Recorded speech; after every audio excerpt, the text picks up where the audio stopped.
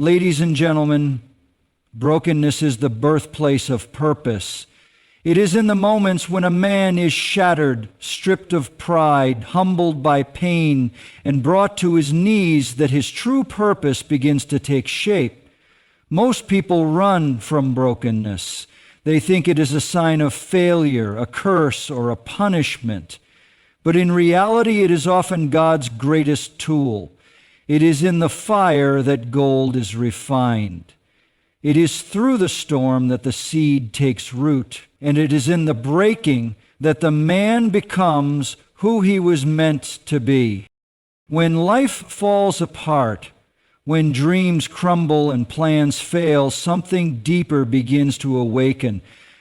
That awakening does not come when everything is perfect. It comes when everything is falling apart. Because in that chaos, when control is lost, a man learns to surrender. And in surrender, he begins to see beyond himself.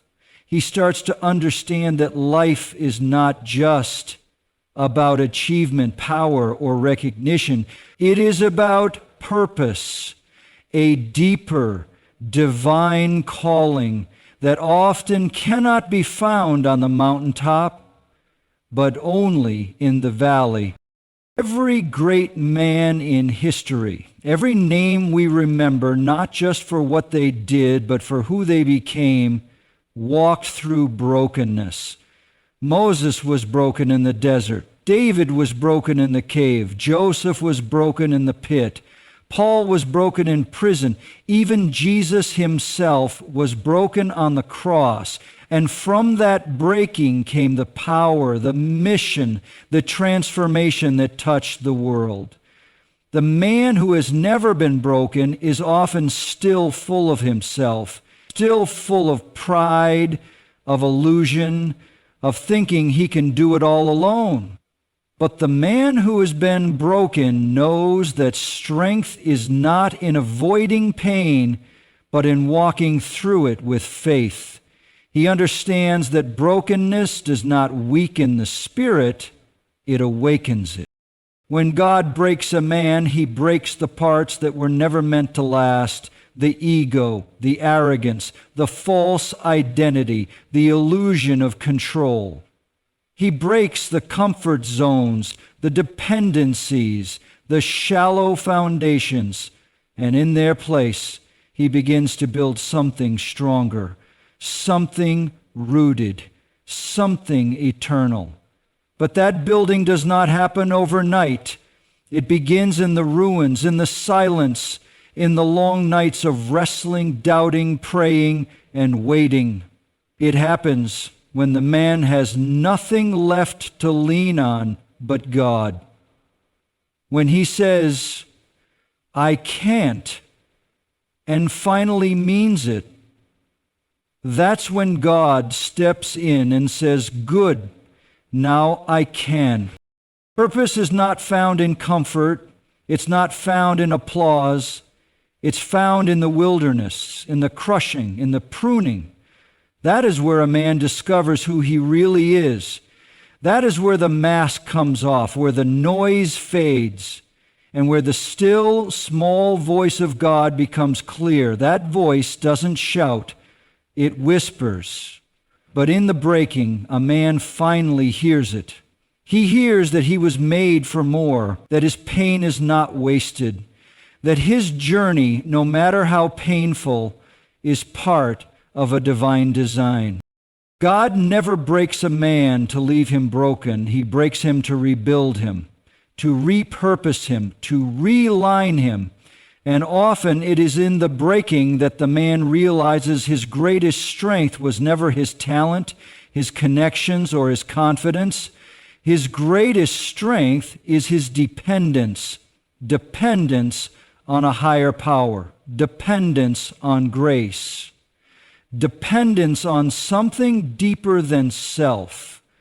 That dependence births clarity, vision, resilience, the raw materials of purpose. Too many people pray for purpose but run from the process. They want the calling without the crushing. They want the crown without the cross. but it doesn't work that way. Because purpose is not cheap. It costs everything. And the first payment is often brokenness. That's the entry point. That's the passage. That's where you learn that God is not just trying to use you, He's trying to transform you, not just for a moment, but for a mission. Not just to bless you, but to make you a blessing. There is a kind of wisdom that only comes from wounds, a kind of vision that only comes after tears, a kind of authority that only comes after being crushed. That's why broken men often speak with power, not because they are perfect, but because they are real. They've been through it. They've survived what should have taken them out. And in that survival, they gained something more precious than comfort.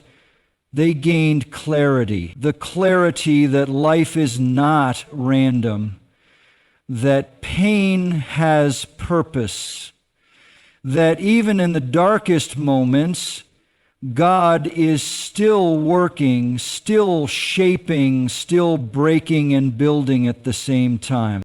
So when a man is broken, it is not the end, it is often the beginning, not the death of his destiny, but the birth of it. Because in that broken state, the noise dies down, the distractions fade, and what's real begins to surface. His voice, His truth, His calling, His purpose.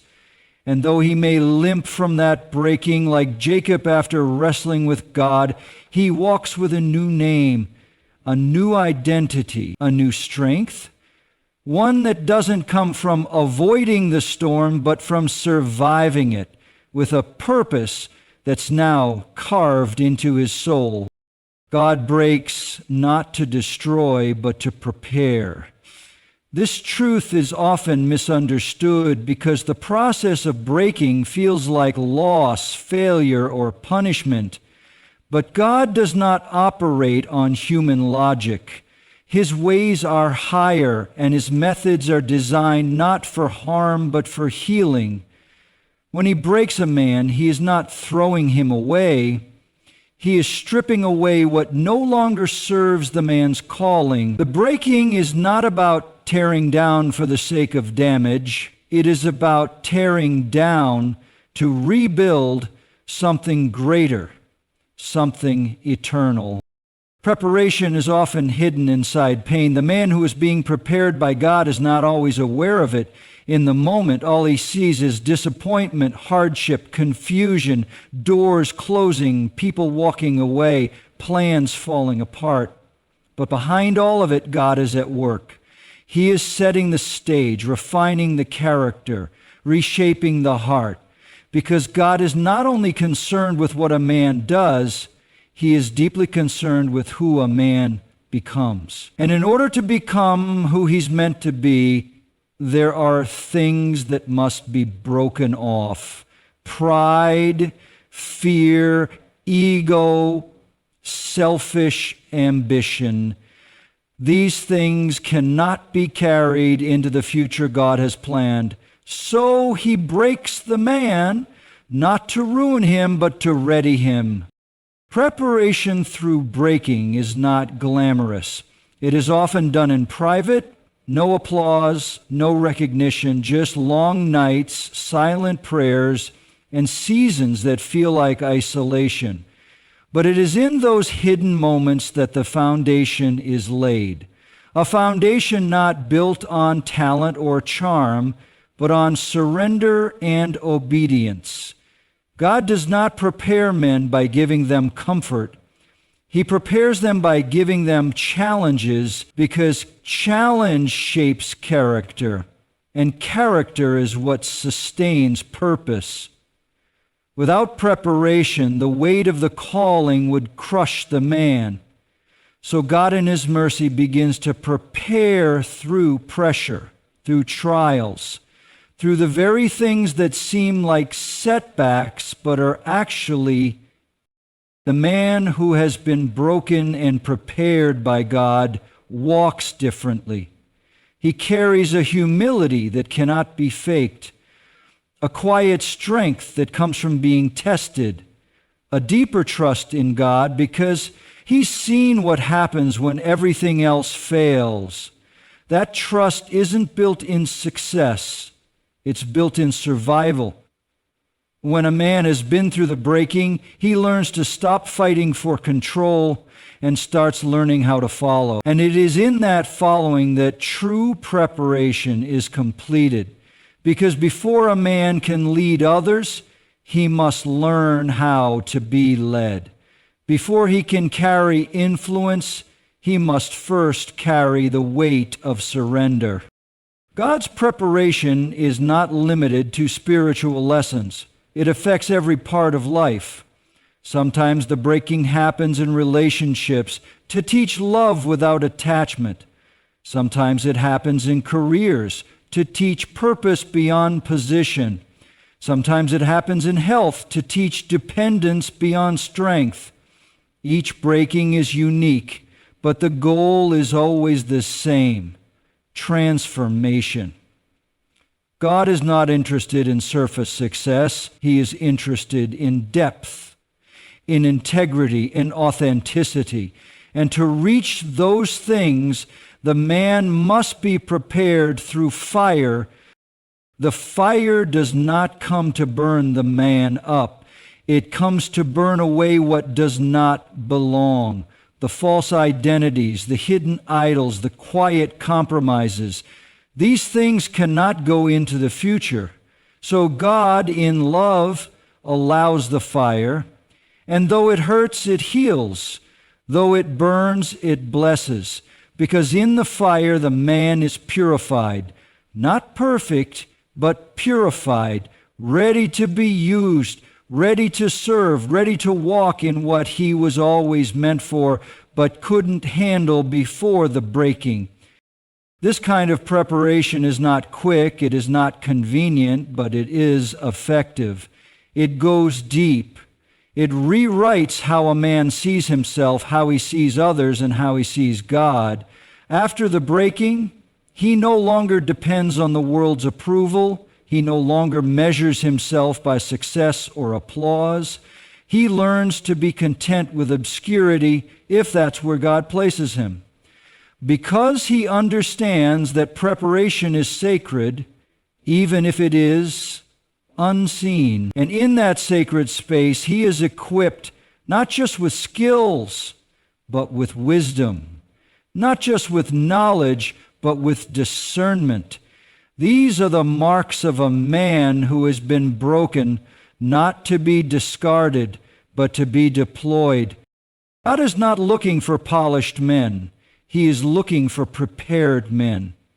Men who have wrestled with doubt, with fear, with failure, and have come out with a deeper dependence on him. Men who don't speak from theory, but from testimony. Men who have scars, but also stories. Men who have been on the edge of giving up, but stayed because God held them together when everything else fell apart. That kind of man doesn't need to pretend.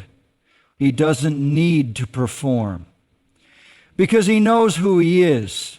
And more importantly, he knows who God is, not just in glory, but in grief. Not just in triumph, but in trial. So when God breaks a man, it is not a sign that he is done with him. It is often the clearest sign that he is just beginning. Because God doesn't waste pain. He repurposes it. He turns brokenness into preparation. He turns weakness into strength. He turns emptiness into space for something new. The weight of the calling requires the strength of the crushed. This is a truth that few understand until they have walked through the crushing themselves. Many admire the calling, the platform, the influence, the voice, the anointing, but few understand what it costs to carry that calling. God does not place heavy callings on light foundations. He does not assign divine missions to untested vessels. The greater the calling, the greater the crushing, because only through pressure does the strength required to sustain that calling begin to form. There is a misconception that calling is glamorous, that to be chosen by God is to be elevated, celebrated, and admired. But before any elevation comes the crushing. Before the crown, there is always a cross. The weight of what God places on a person's life is not just about impact, it is about endurance. The man who has been crushed knows how to endure. He has walked through fire and did not quit. He has been rejected, misunderstood, and broken. Yet he did not let bitterness take root. That endurance becomes the backbone of the calling. Without it, the man would crumble under pressure, give in to pride, or collapse at the first sign of resistance. Crushing produces capacity. It expands what a man can hold, spiritually, emotionally, and mentally. God allows the crushing not to diminish the man, but to deepen him, to stretch his spirit so it can carry more weight, to stretch his heart so it can hold more compassion, to stretch his faith so it can stand when circumstances make no sense. The calling of God is not light. It demands patience, wisdom, humility, and relentless obedience. And those things are not developed in comfort. They are forged in crushing. The man who has never been crushed may carry charisma, but he does not yet carry weight. He may speak with confidence, but his words lack authority. Because true authority comes from surviving what others did not. It comes from walking through crushing seasons and emerging with scars that tell a story. Those scars become silent sermons. They speak of endurance, of trust, of surrender. And those who carry the weight of a true calling don't wear their scars as signs of shame, but as proof that they have been prepared. God often crushes before he releases. The oil does not flow from the olive until the olive is pressed. The fragrance does not rise from the incense until it is burned. The wine does not pour from the grape until it is crushed.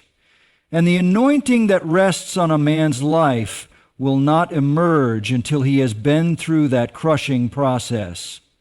The crushing is not glamorous. It is lonely. It is silent. It is painful, but it is essential.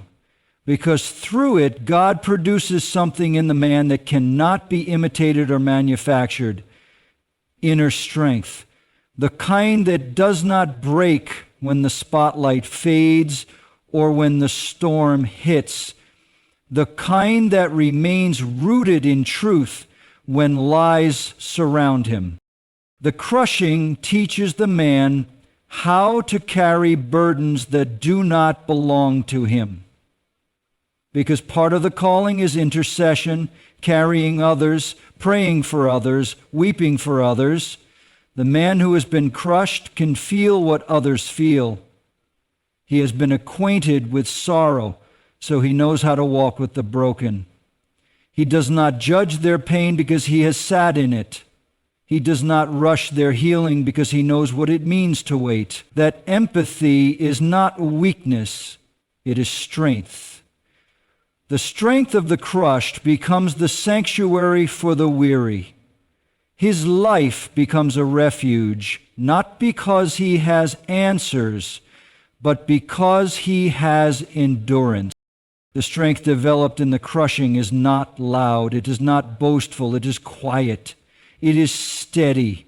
It is the kind of strength that stands when others fall, the kind that keeps showing up when everything inside says to give up, the kind that prays when there is no breakthrough, trusts when there is no clarity, and obeys when there is no applause.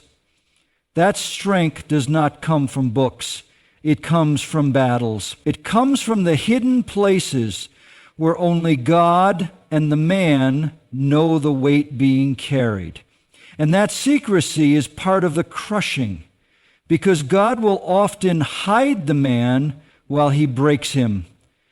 The crushing happens in obscurity so that pride has no room to grow.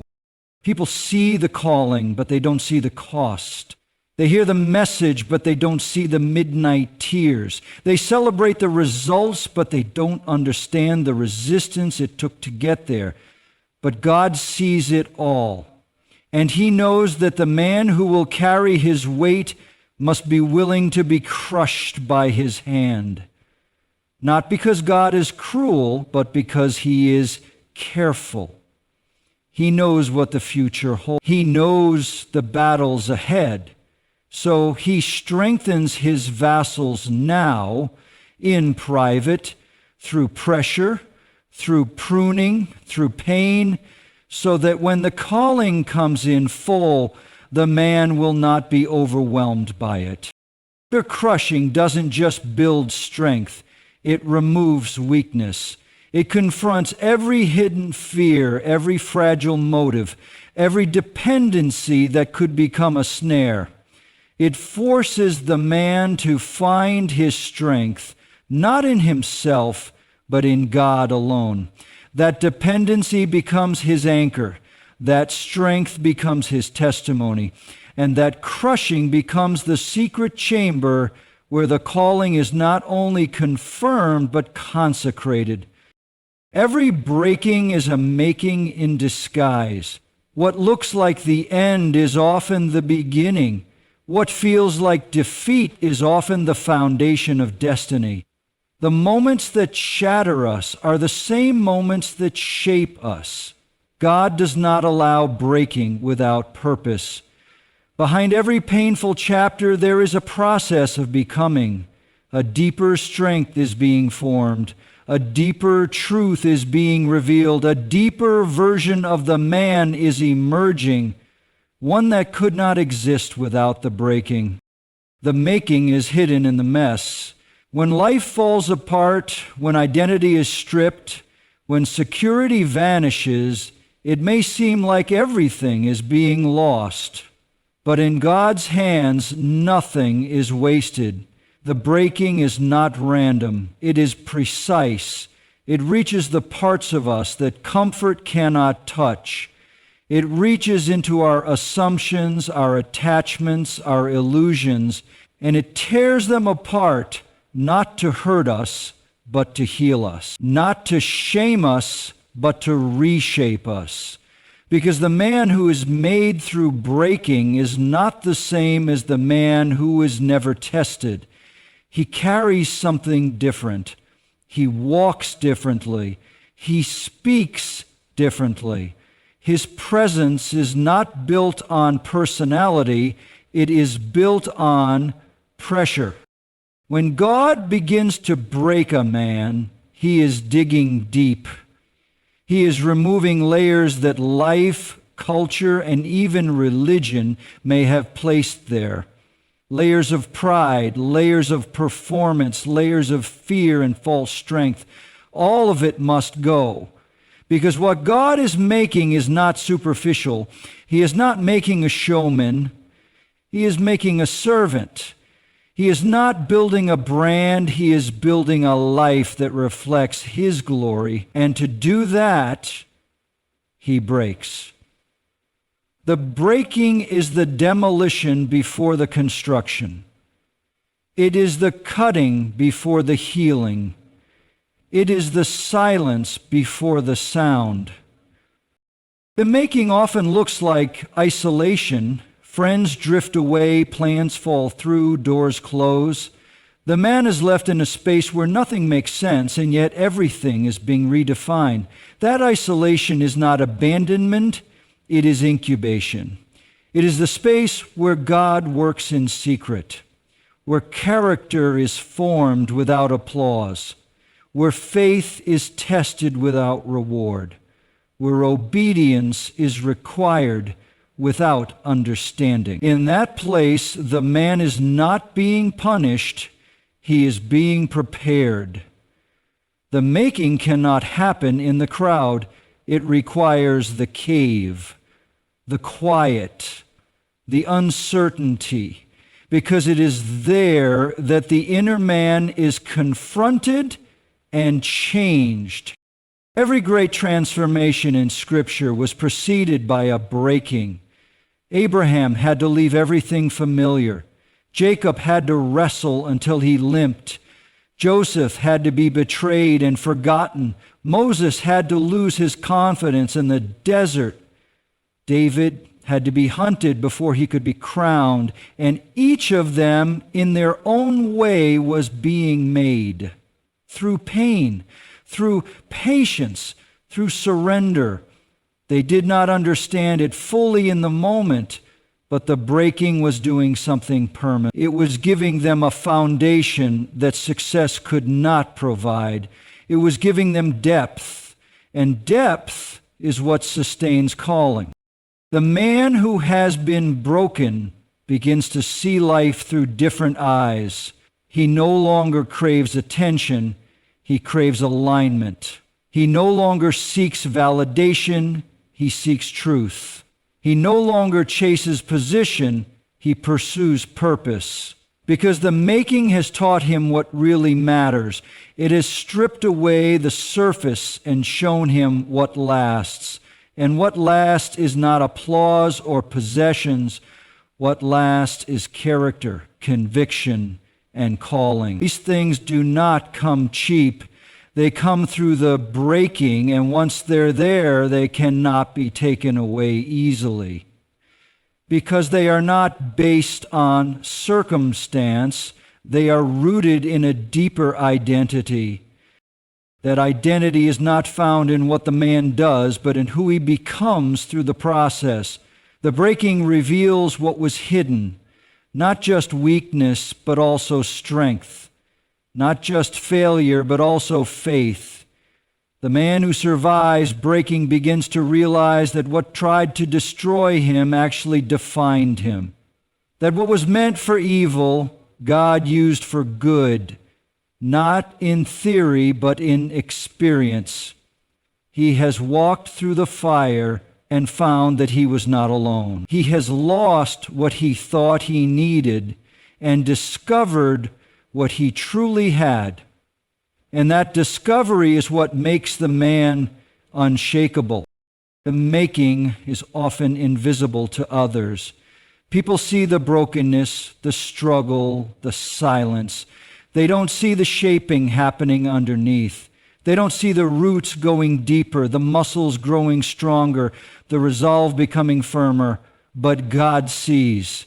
He sees every tear, every prayer, every moment of surrender, and He uses all of it. Nothing is wasted.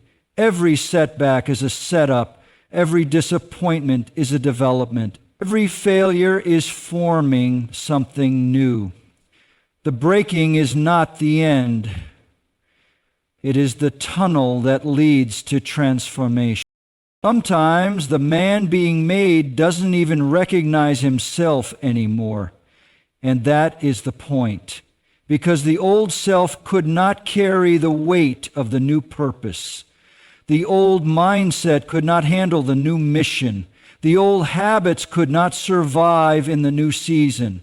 So God allowed the breaking to make room for what was coming. The making is not about returning to who the man was. It is about becoming someone he has never been. Someone God saw from the beginning.